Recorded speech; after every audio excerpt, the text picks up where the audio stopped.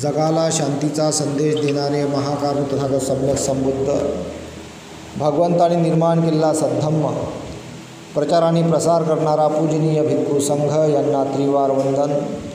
प्रियदर्शी राजा सम्राट Ashok Vishwabhushan doctor Babasaheb Ambedkar यांना अभिवादन.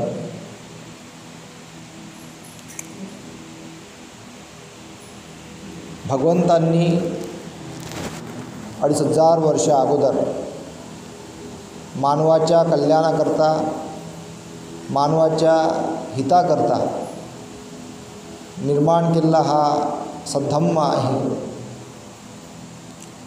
ज्यामध्ये मनुष्य मात्राला आपल्या जीवनाला सुखी बनवण्याकरता भगवंतांनी संपूर्ण जगावर अनुकंपा केली. भगवान बुद्धांनी संपूर्ण दुःख मुळापासून नष्ट केलेलं आहे, पूर्ण दुःख. तर भगवंतांनी जाणलं का मी हे दुःख मुळापासून नष्ट केलेलं आहे, मी दुःखातून मुक्त झालेलो आहे. पण या मनुष्य मात्रांचं काय, यांचं काय होईल?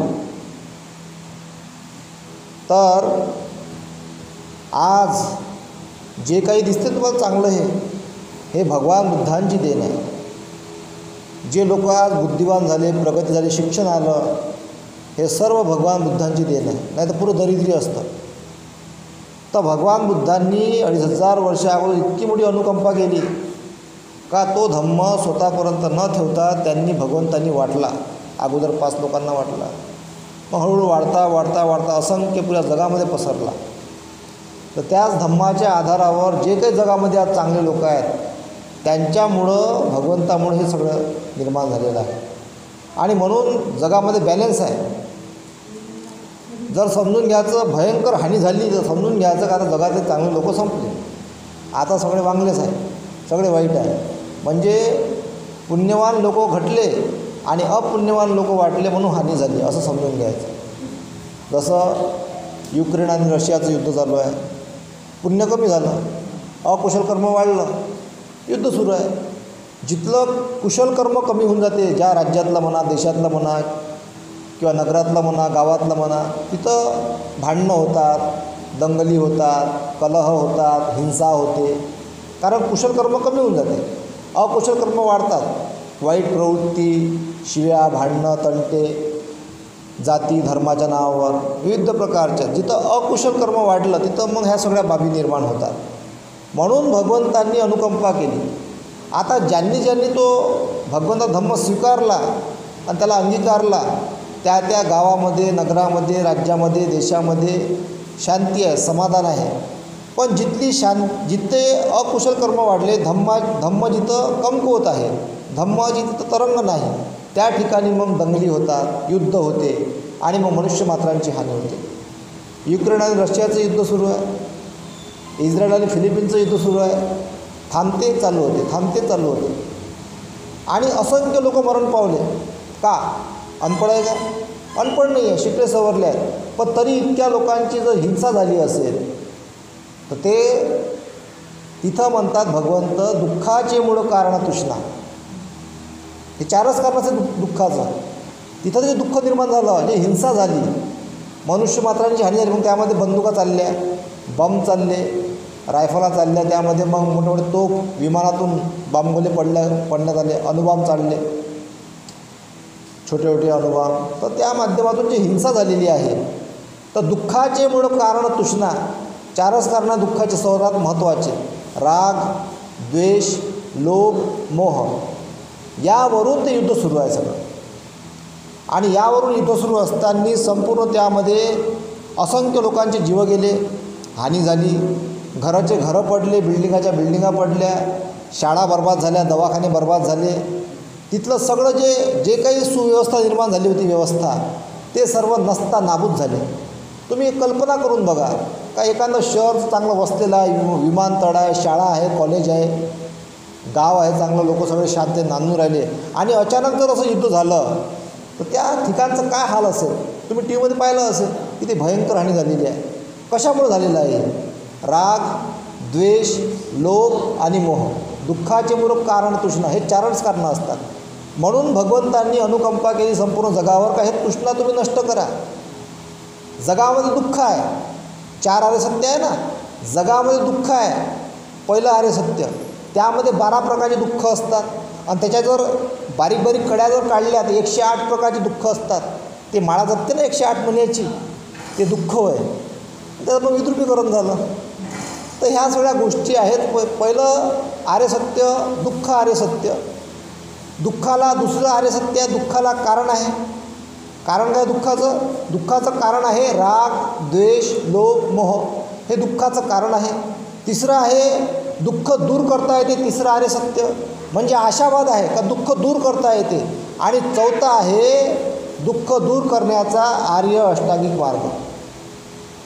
आता ज्यांना आपलं दुःख दूर करायचं आहे, ज्या देशाला म्हणा, एखाद्या गावाला म्हणा, एखाद्या नगराला म्हणा, तिथं जर काहीतरी भांडणं झाली असतील, कलह झाला असेल, दुःख झालं असेल, ते जर दुःख दूर करायचं असेल, मग कुठल्याही प्रकारचं दुःख असेल, कुठल्याही प्रकारचं दुःख असेल, रागाचं दुःख असेल, द्वेषाचं दुःख असेल, लोभाचं दुःख असेल किंवा मोहाचं दुःख असेल, या 4 प्रकारापैकी कुठल्याही प्रकारचं दुःख जर तुम्हाला नष्ट करायचं असेल, दूर करायचं असेल, तर फक्त भगवंतांनी सांगितलेला मार्ग आहे. दुसरं ऑप्शन नाही, दुसरा मार्गच नाही आहे कोणता. भगवंतांनी सांगितलं आहे तोच मार्ग आहे, तेच आर्य सत्य आहे. मग कुठलं आर्य सत्य आहे? चौथं ते आहे आर्य अष्टांगिक मार्ग. सम्यक दृष्टी, सम्यक व्यायाम, सम्यक कर्मांत, सम्यक आजीविका, सम्यक स्मृती, सम्यक समाधी. ह्या जेवढे सम्यक स्मृती, ह्या जेवढे सम्यक बाबी आहेत, या आर्य अष्टांगिक मार्गातूनच आपलं मनुष्यांचं दुःख मुक्त होते. आता हे ऐकायला फार सोपं आहे, पण चालाले, त्याला अनुसरण कराले, नॅचरल स्वभावामध्ये उतरवाले, प्राकृतिक आपल्या स्वभावामध्ये उतरवाले परिश्रमाचा आहे, कष्टाचा आहे, मेहनतीचा आहे. मग तिकडं कसं वळते माणूस? तिकडं वळते माणूस पंचशिलापासून. म्हणून भगवंतांनी 2500 वर्ष अगोदर मनुष्य मात्रांच्या कल्याणाकरता, त्यांच्या हिताकरता भगवंतांनी मग 5 शिला दिलेल्या आहेत. तर त्यामधलं पहिलं शिल आहे पानातिपाता वेरमणी सिक्खापदम समाधियामी. मी हिंसा करणार नाही, हिंसा करण्यापासून अलिप्त राहील. दुसरं शिल दिलं भगवंतांनी अदिन्नदाना वेरमणी सिक्खापदम समाधियामी. मी चोरी करणार नाही, चोरी करण्यापासून अलिप्त राहील. तिसरं शिल दिलं भगवंतांनी कामे सुचारा वेरमणी सिक्खापदम समाधियामी. मी व्याभिचार करणार नाही, व्याभिचार करण्यापासून अलिप्त राहील. चौथं शिल दिलं भगवंतांनी मुसावादा वेरमणी सिक्खापदम समाधियामी. मी खोटं बोलणार नाही, खोटं बोलण्यापासून अलिप्त राहील. चौथं शिल दिलं भगवंतांनी. 5वं शिल दिलेलं भगवंतांनी सुरहा मेरय मज्जपमादठ्ठाना वेरमणी सिक्खापदम समाधियामी. मी कुठल्याही प्रकारचं व्यसन करणार नाही, कुठल्याही प्रकारचं व्यसन. ह्या 5 शिलाचं पालन गृहस्थी लोकांना करावं लागते, पती पत्नींना करावं लागते. मग त्यानंतर मग पुढचं शिल येते. मग पुढं अधिक परिपक्वता निर्माण करण्यासाठी, अधिक धम्म समजून घेण्यासाठी मग येते अष्टशील. त्यामधलं तिसरं शील बदलते अब्रह्मचर्य वेरमणी सिक्खापदम समाधियामी. मग येते 6वं शील, त्यामध्ये नंतर विकाल भोजन वेरमणी सिक्खापदम समाधियामी. 7वं येते नच्चकितवादी सुदर्शनं माला गंधविलेपन धारण मंडन विभूषंठाना वेरमणी सिक्खापदम समाधियामी. आणि 8वं येते उच्चासैना महासैना वेरमणी सिक्खापदम समाधियामी. मग हे अष्टशील ग्रहण करावं लागते तुम्हाला. महिन्यातून 4 दिवस उपवासाच्या दिवशी पौर्णिमाला पकडावं लागते, भगवंतांना याचना करावं लागते, अष्टशील ग्रहण करावं लागते आणि 4 उपवास पकडावं लागते महिन्यातून प्रत्येकाला, गृहस्थी लोकांना आणि मुलामुलींना, सगळ्यांना. मुलामुलींना तर अष्टशील ग्रहण करावं लागते कंटिन्यू लग्न होईपर्यंत. असं हे भगवंतांनी सांगितलेला मार्ग आहे. तर मग पौर्णिमा असते, त्यामध्ये अमावस्या असते, 2 अष्टमी असतात. या दिवशी तुम्हाला अष्टशील ग्रहण करून तुम्हाला उपवासात व्रत पकडावं लागते. पौर्णिमा अमावस्येच्या 1 दिवसा अगोदर आणि 2 अष्टमी हे कॅलेंडरवर लिहिलेलं आहे. तुम्हाला त्या हिशोबानं आपलं नियोजन करावं लागते. 12ही महिने प्रत्येकाला, प्रत्येक महिन्याला हे जर करत राहिलो तर आपल्या जीवनामध्ये सुख येते, शांती येते, समाधान येते, आपले कुशलकर्म वाढतात आणि आपल्या जीवनातून दुःख नष्ट होते. तर काय काय दुःख नष्ट होते? मग काय काय दुःख असते माणसाले? कोणाला हार्ट अटॅक येते, कोणाचा ॲक्सिडेंट होते, कोणाची दुर्घटना होते, कोणाला पोटाचा रोग होते, कोणाला डोळे जाते, विविध प्रकारच्या ज्या घटना घडतात, कोणाला पित्त होते, हे सगळ्या प्रकारचे दुःख ज्यापासून मनुष्य मात्रांची हानी होते ते सर्व दुःख या उपोषणाच्या माध्यमातून दूर होतात.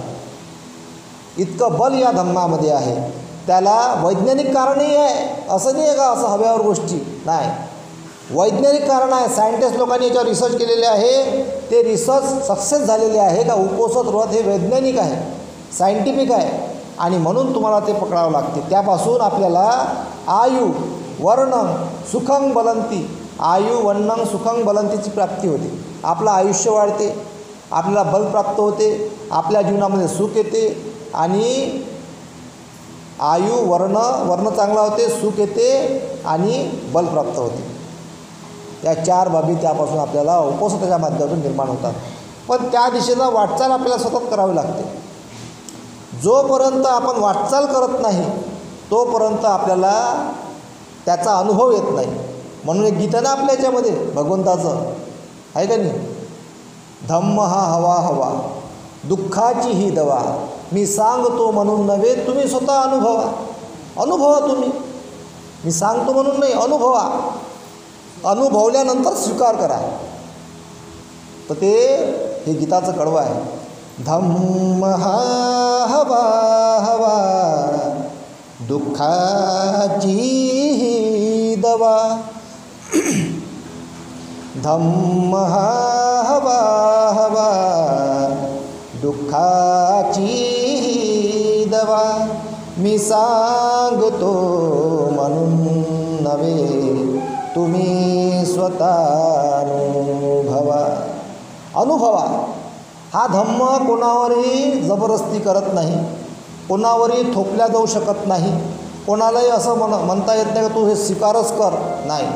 धम्म अनुभवातून आहे आणि धम्माचा अनुभव घेणे हे मानवाच्या कल्याणाचं आणि हिताचं आहे. आता एखादे मनुष्य म्हणून आम्हाला गरजच नाही आहे, ते भगवान बुद्धाला विसरले, धम्मालाही विसरले आणि संघालाही विसरले. कोणाचं नुकसान आहे? भगवान बुद्धाचं नुकसान आहे काय? धम्माचं नुकसान आहे, संघाचं नुकसान आहे. तुम्ही जर विहारामध्ये आलेच नाही, तुम्ही येता समजा कुठल्या एखाद्या गावामध्ये, जर कोणते लोक विहारामध्ये आलेच नाही, भगवान बुद्धाचं नुकसान आहे, धम्माचं नुकसान आहे, संघाचं नुकसान आहे. नुकसान आहे जे विहारामध्ये येत नाही त्यांचं. का नुकसान आहे? कारण ते तृष्णेमध्ये पडलेले आहे, रागामध्ये आहे, द्वेषामध्ये आहे, लोभामध्ये आहे, मोहामध्ये आहे. याच्यावर बॅलन्स करण्यासाठी, याच्यावर नियंत्रण मिळवण्यासाठी म्हणून भगवान बुद्धांचा धम्म आहे, पंचशील आहे, अष्टशील आहे, उपोषण व्रत आहे, आर्य अष्टांगिक मार्ग आहे आणि 10 पारमिता आहे. हळूहळू तुम्हाला एक धम्माची पायरी, अशा धम्माच्या असंख्य लाखो पायऱ्या आहेत, लाखो, त्या लाखो करोडो पायऱ्या तुम्हाला चढण्यासाठी एक दिवस चढावं लागते. कधी मग अधिक खाली येते, माणूस घसरते, चूक झाली का घसरते, अधिक चढा लागते, चूक झाली का अधिक घसरते, अधिक दुरुस्त व्हा, अधिक पुढे वाटचाल करा. चूक हे माणसाकडूनच होत असते, त्याला दुरुस्त करून आपली वाटचाल सतत करत राहायची. हे शरीर म्हातारं होईपर्यंत धम्माचे शब्द असंख्य प्रमाणात आपल्या कानावर पडले पाहिजे, जेणेकरून आपल्याला म्हातारपणामध्ये त्रास होणार नाही. नाही तर भयंकर वेदना होतात, मग खूप वेदना होतात, खूप त्रास होते. पहा तुम्ही, काही म्हातारा लोकांचे बिचाऱ्यांचे हेले होतात, वाके होतात. तारुण्य घालवलं मजेमध्ये, धम्म समजलाच नाही, धम्म स्वीकारलाच नाही, विहारात गेलेच नाही आणि मग म्हातारपणामध्ये पण भोगा लागते. मग तर तिथेही भगवंताची अनुकंपा असते. मग का त्यांना मग सांगते भगवंता धम्म, तुम्ही श्रद्धा करा, श्रद्धेच्या माध्यमातून आपलं दुःख दूर करा. पण जेव्हा आपले तारुण्यामध्ये कानं चांगले असतात, डोळे चांगले असतात, आपल्याला बोलता येते, तेव्हा आपण तो धम्म आपल्या कानाने ऐकून आपल्या जीवनामध्ये उतरवला पाहिजे आणि त्याच्यावर चाललं पाहिजे. आपल्या जीवनामध्ये सुख उत्पन्न केला पाहिजे.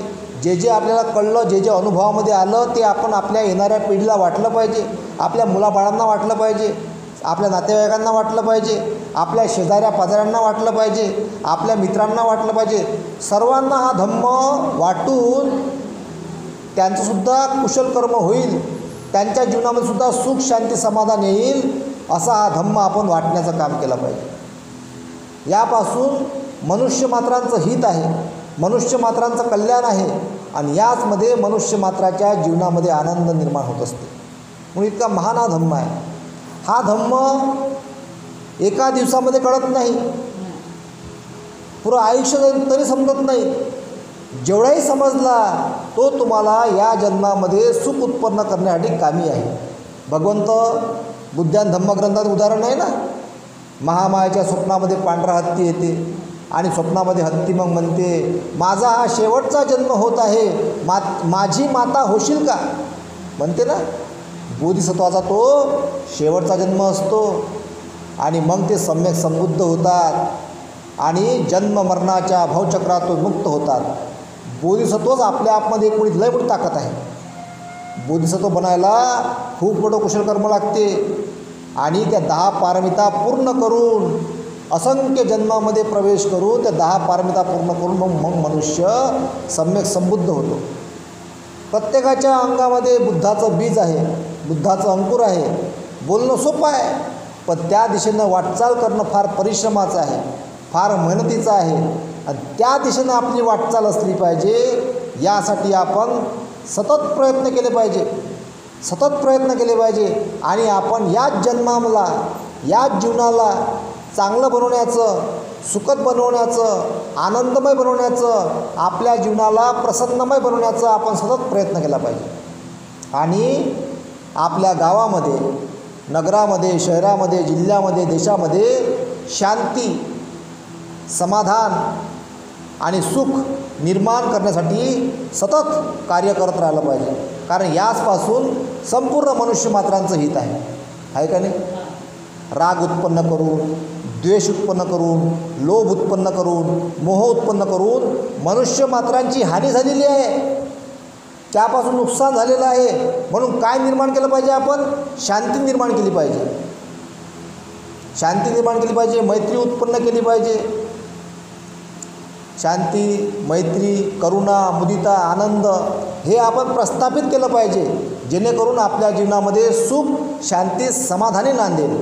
म्हणून आपण धम्माच्या दिशेने वाटचाल कराल, आपल्या जीवनामध्ये सुख, शांती, समाधान उत्पन्न कराल अशी मी आशा बाळगतो आणि इथेच थांबतो. नमो बुद्धाय, जय भीम. आप देख रहे हैं लॉर्ड बुद्ध विहार टीवी.